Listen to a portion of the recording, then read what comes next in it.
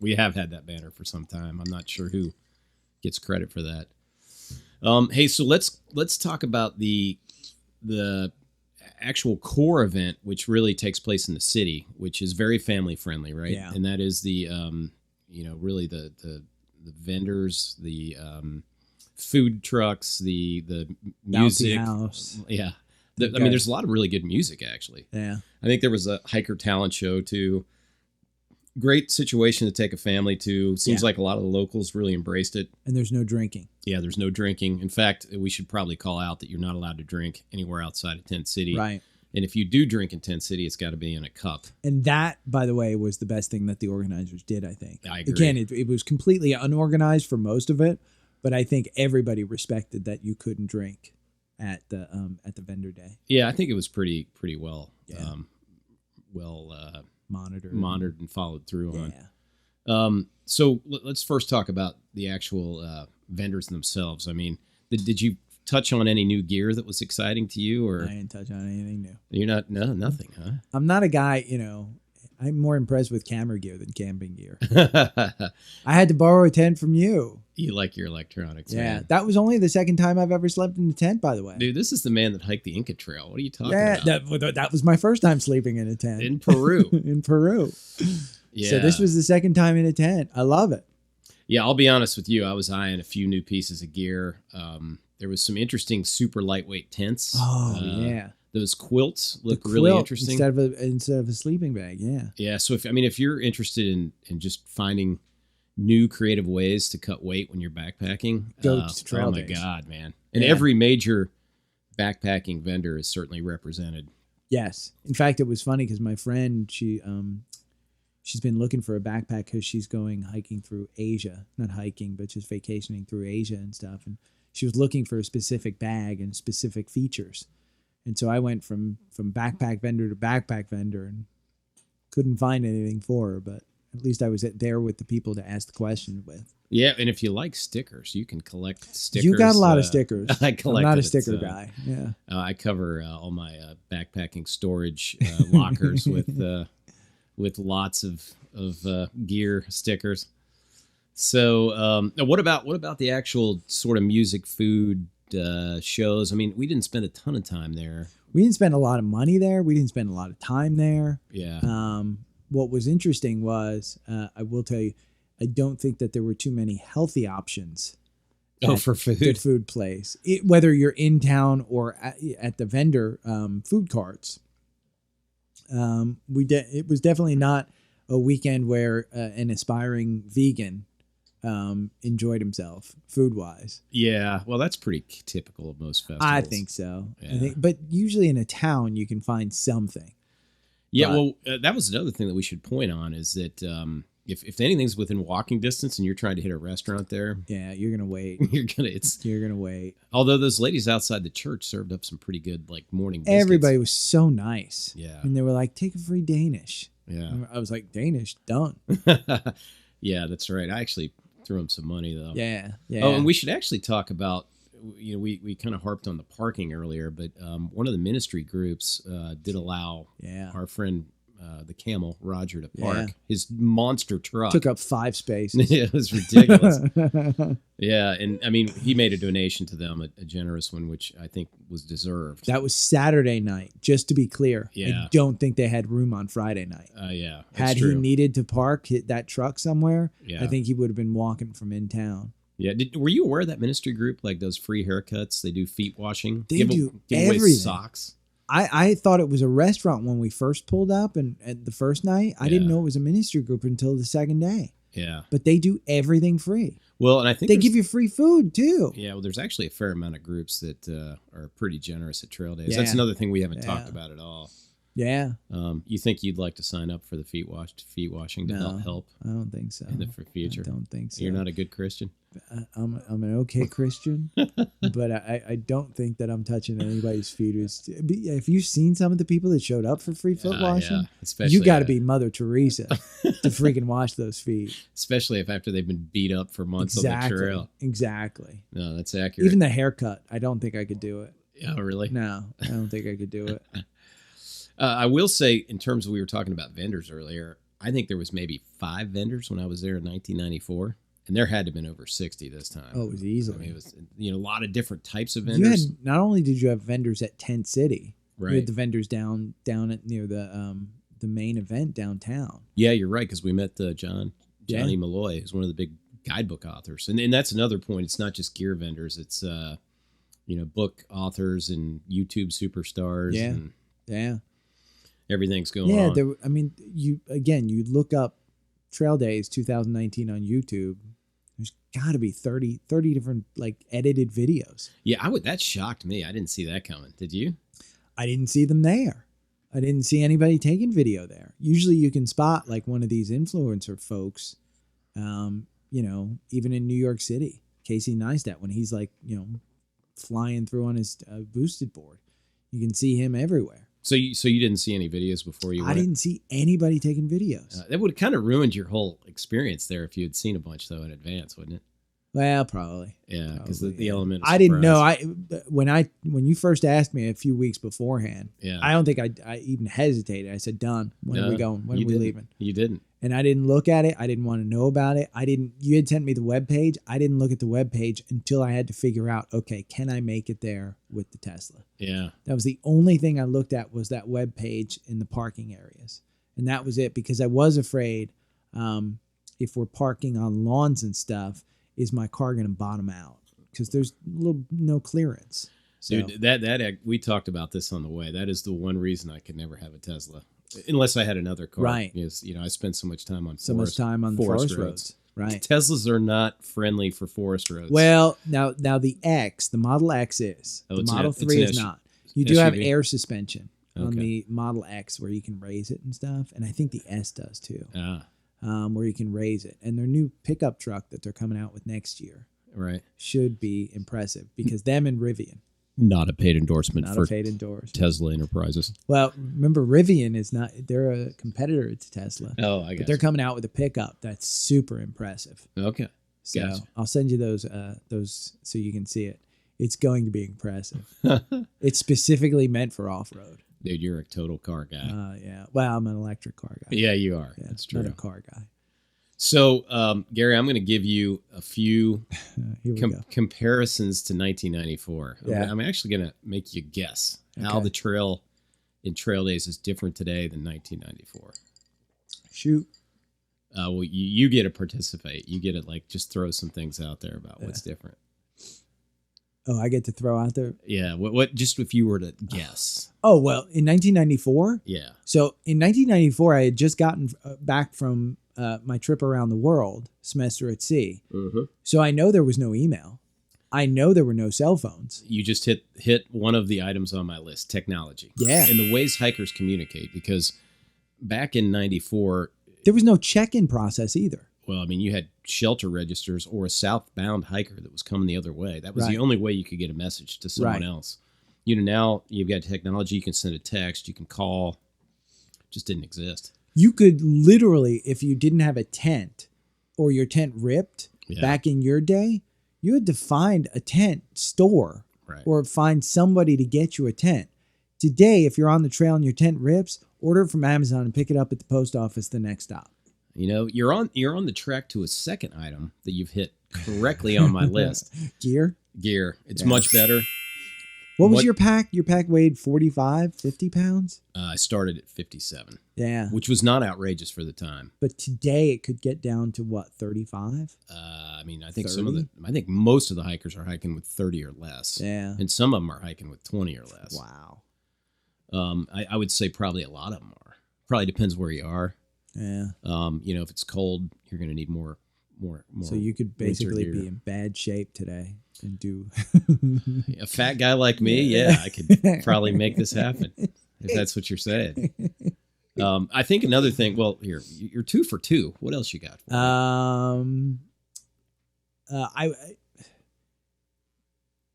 distance. I mean, my guess is that you could probably do greater distance, like faster times. Dude, the guy is 3 for 3. You Yeah. can't stop Drone Boy. I mean, I watched that Netflix documentary where the guy did it in like 4 days or something. I mean, some crazy time. The 18. Appalachian Trail. No, he did. It wasn't 4 days. I That's was an like, what are you exaggeration. talking about? But he did it, I think, at 30. You could probably do it in 30 or 40 now. Yeah, I think he ran it. I think the guy ran it in 30 days. I think he did, somewhere around there. But like 2 days later, after the documentary was released, some other guy beat it. I know. Yeah. So they're all beating it as far as time-wise. So I think, 1994, you didn't have anybody who was doing it for time. Well, I mean, ding, ding. 3 for 3, drone boy. No. Basically, you're right. Like, hikers are going faster today. I mean, you got the speed hikers that are doing it unsupported that are knocking out those insane times. But, just your average hiker, my day, 6 months was pretty normal. Most of them are doing it in 5 months now, and most of them are doing it less. And it's just because the gear's lighter, which you had said earlier. I mean, I think another thing might be safety, because I think people are. So when you did it, my guess is the trail was a little more out of the way. I think today communities have encroached more on the trail, so you've got closer people. Specifically with that one guy who got macheted right before we went to trail days. Yeah, that actually happened in the middle of the woods, though. And that happened. I think the perpetrator was a fellow hiker. He was. Yeah. I know he was a fellow. Well, he was kind of a guy who just lived on the trail. A drifter. Yeah, that would describe him good. But I think from a safety standpoint, or support standpoint, what do they call it? Trail magic, right? I think there's a lot more today than there was in your day. Dude, you're on a roll. You're 4 for 4. I actually had trail angels are better organized and there's more of them. Yeah. So that's pretty good for just shooting from the hip. Like, I know. Let's see what else I got. What about numbers? This is a throwdown. It's too obvious, but numbers? Yeah, like number of people on the trail. Oh, there's so many more today. Yeah, agreed. I mean, it's so much. You go out for a day hike today. Like, for instance, last year when I went to Blood Mountain, I think it was somewhere at the beginning of April, end of March. And I remember there must have been 15 people starting their track. And while I was hiking, they were passing me. And we talked about it. They're like, yeah, we just started and we spent the night here and now we're going up, blah, blah, blah.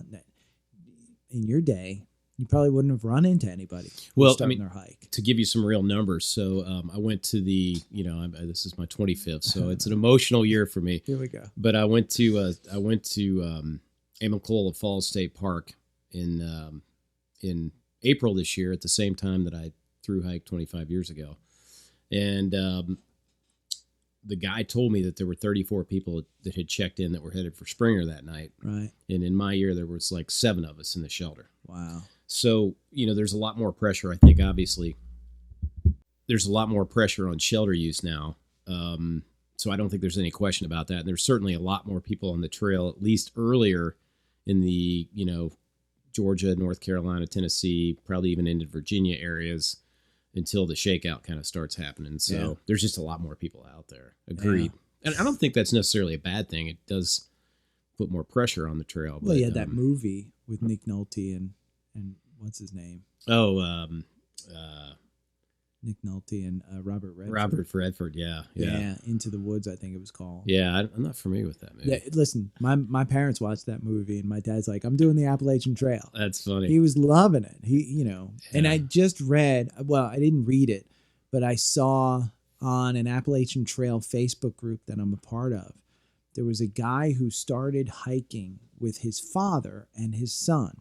His father was 80 years old, and they had video of him doing 10 push-ups at the start of the trail, and they were just starting the trail. Okay. Yeah, so, I think the fairly recently, 81, 82, I think is the oldest through hiker that's, and that was within the last few years. Yeah, and we met that guy who was a Triple Crown. Oh my God, that's a great point. I'm glad you brought that up. Yeah. He had double Triple Crowned, right? Yeah. He had just finished, I think, the Continental AT. Divide, the AT, and the John Muir. Twice. Yeah. And I think he had just twice finished. each. Yeah. And he was doing the Appalachian Trail again. Yeah. He just kind of, what did you say? He was in his late 70s or something? Mid-70s? Through hiking's addictive, baby. I've heard that before. He loved it. My guess is that he owns everything that he has on his back. So he had a big support group with him, though, good way to live, yeah. Yeah, because Roger and I were sitting over there with him, and there was probably 15, 20 of he had his a family. lot of people around him, yeah. Yeah.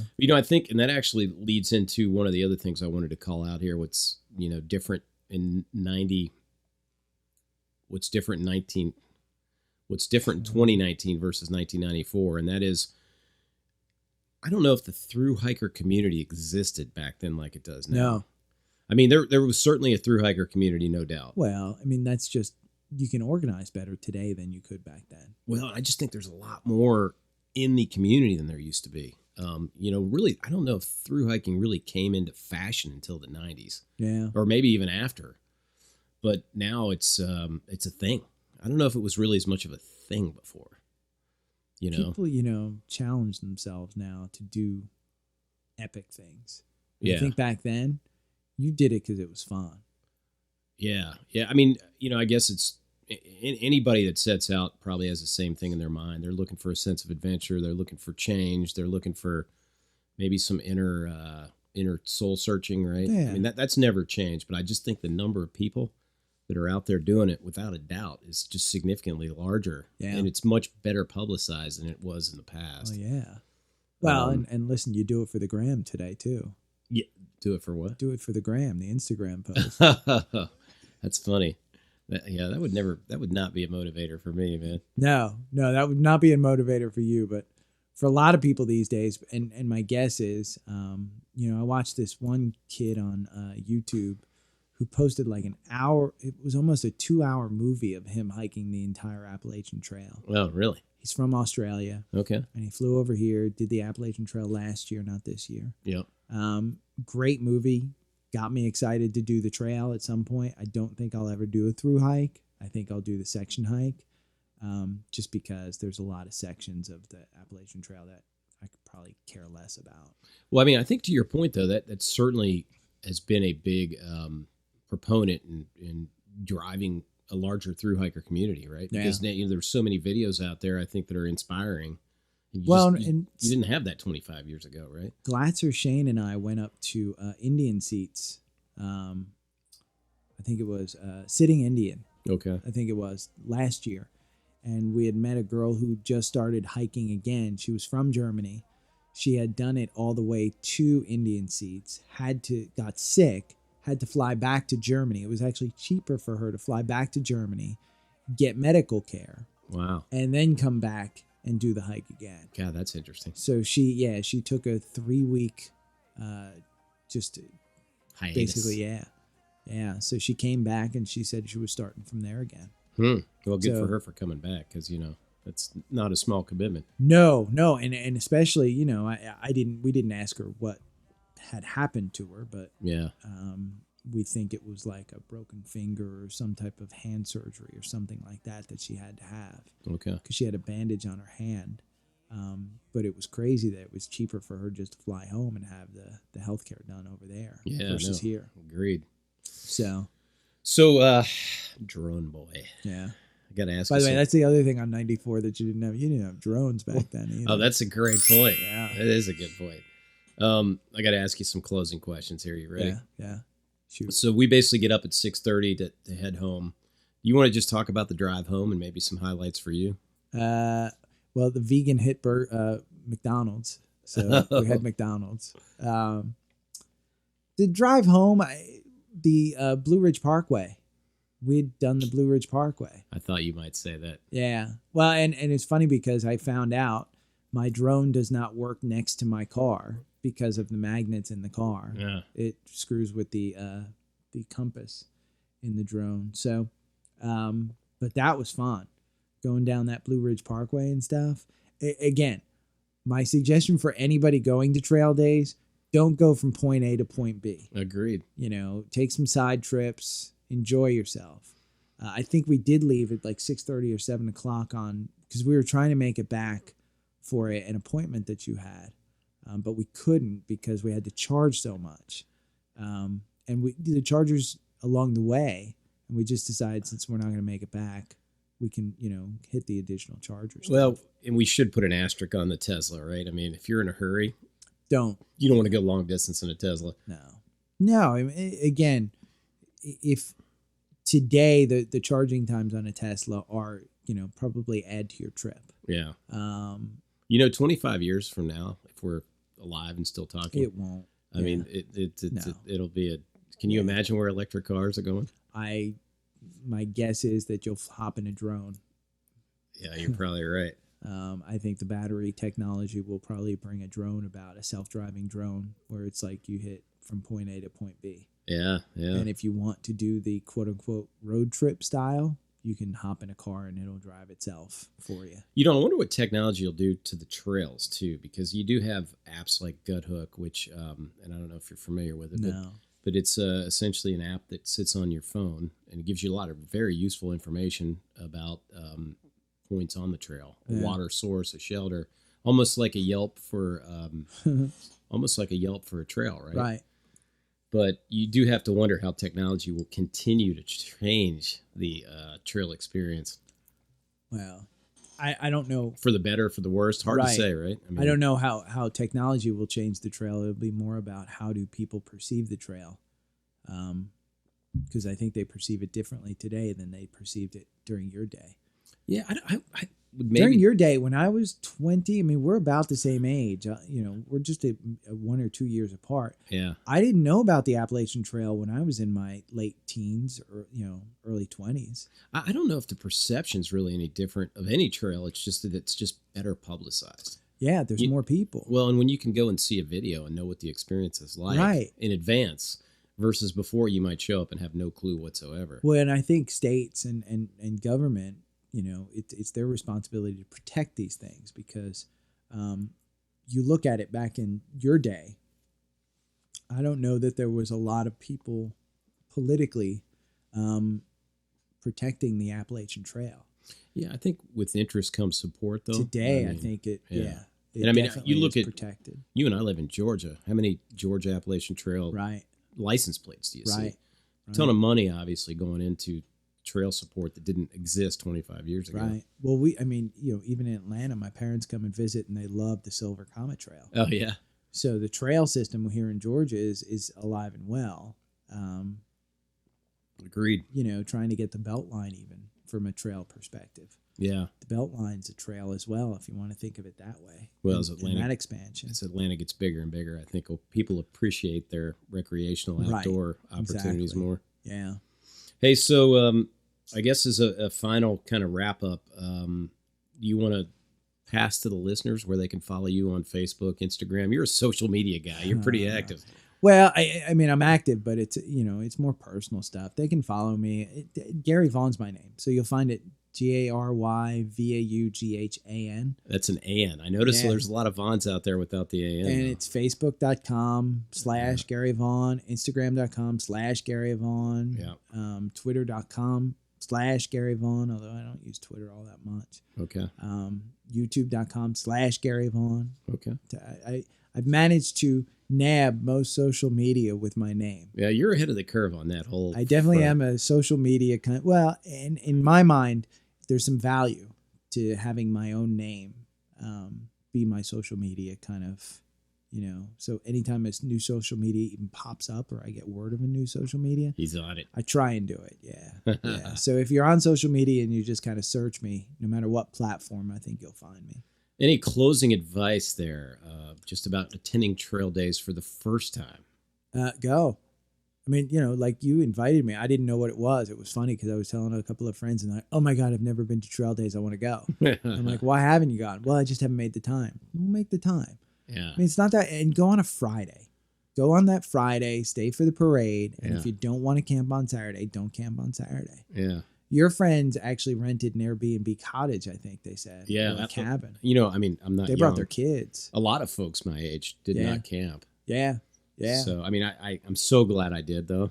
I would have missed much. It enhances the experience to camp. I agree. I think it's 100% better to camp because you get the sense of community. I agree. And, we also should call out for the listeners that the people that I hiked with, they may have not spent the night. They did pitch a tent. Yes. They did hang out until did hang out. 1:00 or whatever. Yeah. They may have went and slept in their truck, but Well, and that's it. Yeah, that's the other thing is the advice is if you're going to drink during the day or while at trail days, you might as well camp because you do not want to drive. there are so many cops around and there are yeah. so many people walking and it's so dark and Agreed. it's so dangerous if you're going to drink and drive. Yeah. Just don't even think. I mean, 1 or 2 drinks you may think I'm safe to drive. Just don't do it. Right. Because it's not worth it. Because again, whether you're afraid of the cops, whether you're afraid of hurting anybody, whether you're afraid of hurting yourself, just don't do it. Yeah, and camping is, what did it cost us? $11? Yeah, it was pretty cheap. Those mountain roads are dangerous too. I mean, right. But I think we need to call out again that they have done a great job in Damascus of isolating Tent City from the town.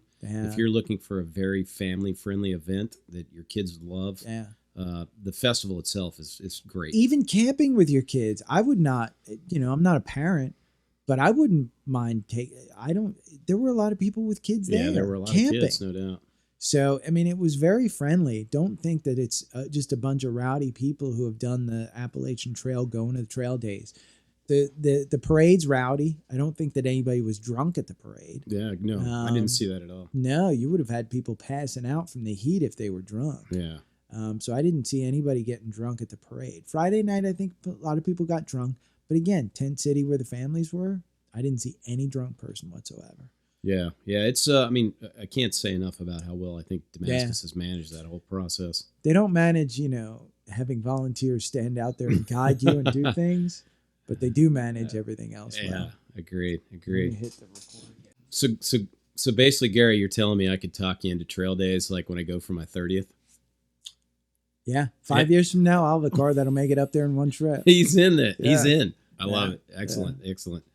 Well, thanks for being on the show. I'll need a tent. Yeah. The 2-man tent. You know how much better my tent will smell in 5 more years? I can only tell you that it now smells like springwood, I think is what the deodorant that I had. So I'm sure it's pleasant.